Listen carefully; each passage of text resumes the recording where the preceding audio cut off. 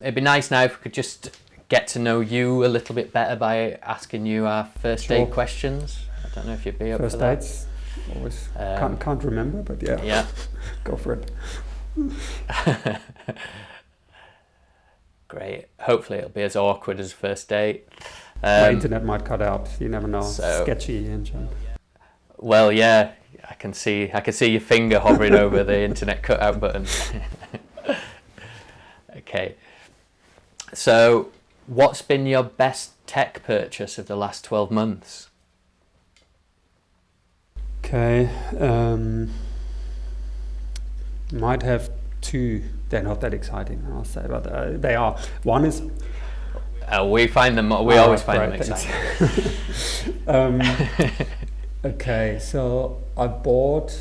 I guess they're called smart thermostats. That essentially the thing you turn your heating up and down with. And we live in a really old apartment, and it's. Anyway, there's nothing smart built into it. We barely have mobile reception there. So we've been away. We've been at my parents', or we've been in the mountains for the weekend and so on. And with these smart thermostats, you can just literally do it yourself, bolt them onto even a really ancient heater, and connect them to your modem. Yeah. And then via an app, you can basically turn the heating on and off, and you can see how hot it is. And they cost $50 or so. It's such an easy purchase. They took 10 minutes to install. There was no hassle. It was so cool. And I thought smart home was going to be really complicated and take forever, but it was brilliant. And even in an old apartment like ours, now I can sort of go away. If we go away for a week, and turn the heating down, and a day before we come back and turn back up. Yeah. It's pretty cool. It's one of those things that, like, superficially you think that sounds really mundane, but when you're actually doing it, it's so exciting. So you're like, you know what? I wonder what the temperature is back at home. Oh, it's a bit too hot. I haven't used it like this, but more when we went away.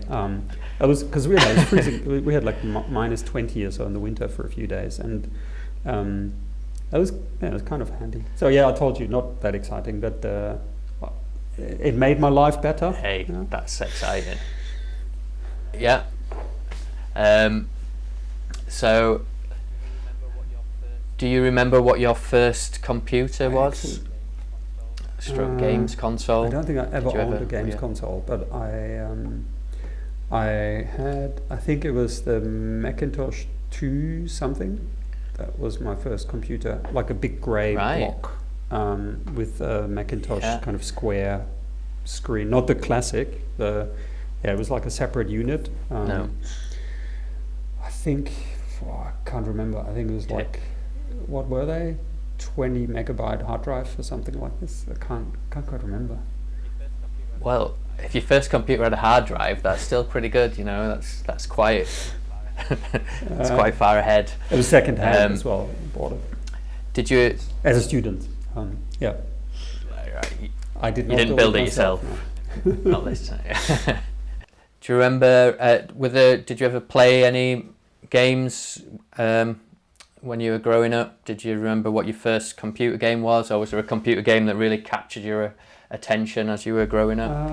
Not that much. I had a friend who had a Commodore 64, and I think it was all, nice. With a tape, whatever you call that, the cool. tape thingy. Yeah. And we played, I think my favorite was Olympic Games, I think it was called.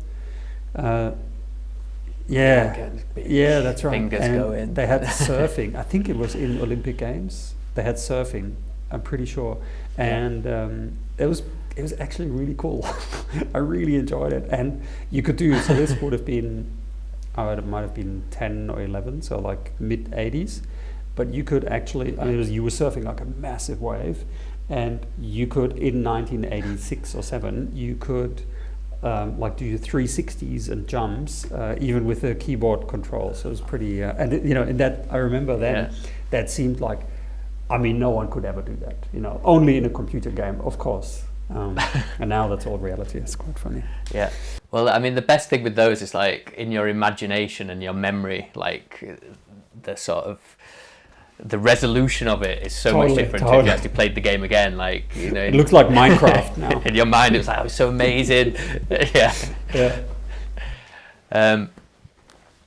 So, are you a surfer? I mean, what do you do to unwind and relax? I lived in Australia for quite a while, so I surfed a lot there, and it was an important thing. So I used to skateboard. You know, when I was a carpenter, I was more into the gritty stuff. I still skateboard. Actually, my 10-year-old son got me back into it. So we go to like a soft skate park where there's hardly any hard edges, all sort of soft and round, and it's kind of for little kids and old men.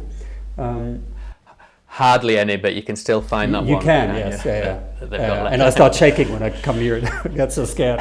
But no broken bones so far. So we do that in the city. It's mainly then skateboarding. I run a fair bit, and Munich is close to the mountains, so we rent like a little hut in the mountains. So we spend probably every second weekend at least there. And then I do whatever goes, like running in the mountains, climbing, mountain biking, just walking a little bit and lying in the grass. It's also quite good. Wow, that's pretty cool. Then just a few more. What item of technology would you put into room 202? So you remember the book 1984 where they put things into room 101? Well, here at Concise Conversations, we've got a worse room called room 202. So what item of tech would you put into room 202?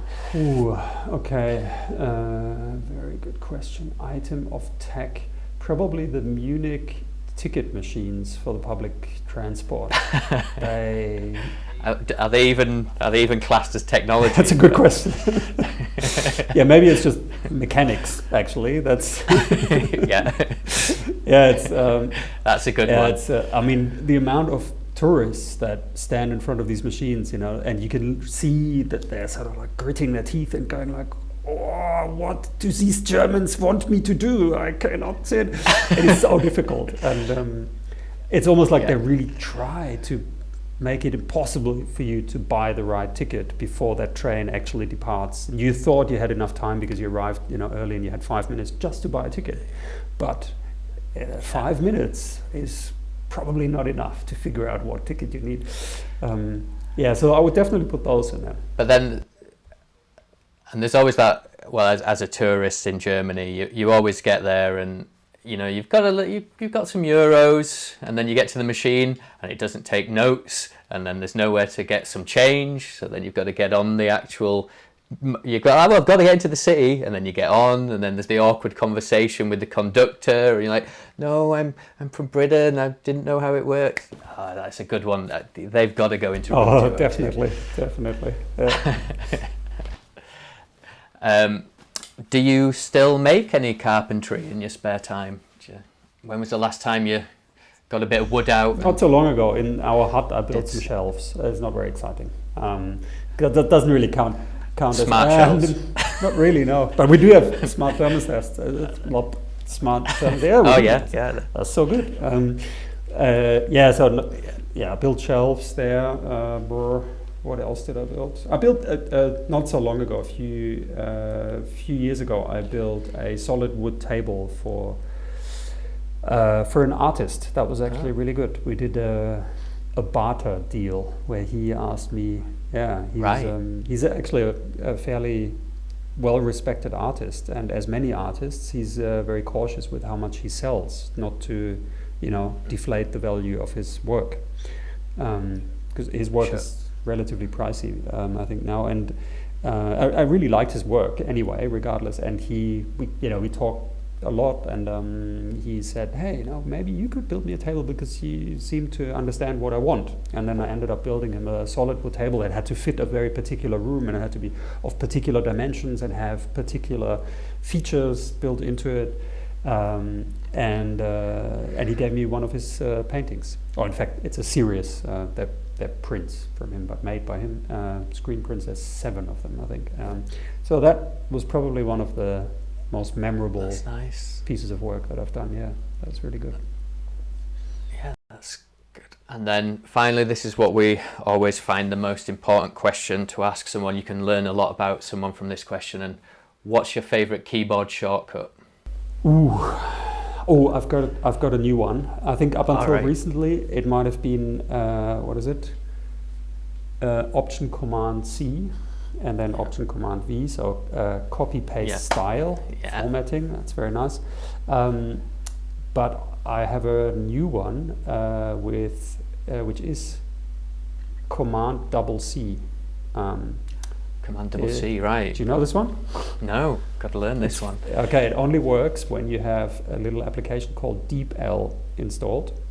It sounds exciting as well. This is good. It's like, okay, there's like smart thermostats, and then there's DeepL. That's another level.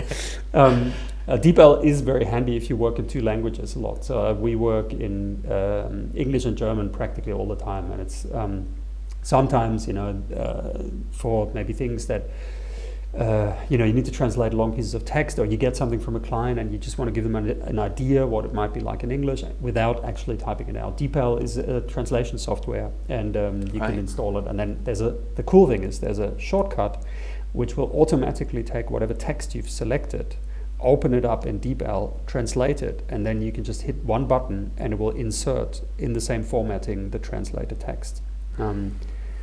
That is a good keyboard sold shortcut. You on that, huh? Yes. Yeah. I mean, seriously, like and now when I have to translate, you have sort of 3 pages, and you don't need to do an exact translation. You just need to do a sort of approximation, and you go, oh, nightmare. And it just makes the impact on your life with this little shortcut. Yeah. It's good actually, because they own. Look at me, like I'm total brand advocate, because they own that little experience of. I just translated 3 pages in 20 seconds. And that freed up your time to come and have a conversation with us. That's brilliant. Exactly. So we need to thank DeepL as well. No, that's brilliant. Thanks a lot for your time. I've really enjoyed talking to you, and it's always good to get different perspectives, because we're a bit more techie based, but it's the same concepts of clients and trying to find pain points and then solving those pain points and just coming at it from a different angle. So it's always great to get someone else's perspective who's doing something similar.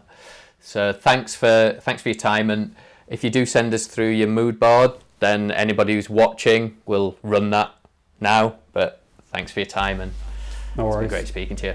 Great. Yeah. Thank you, Robert.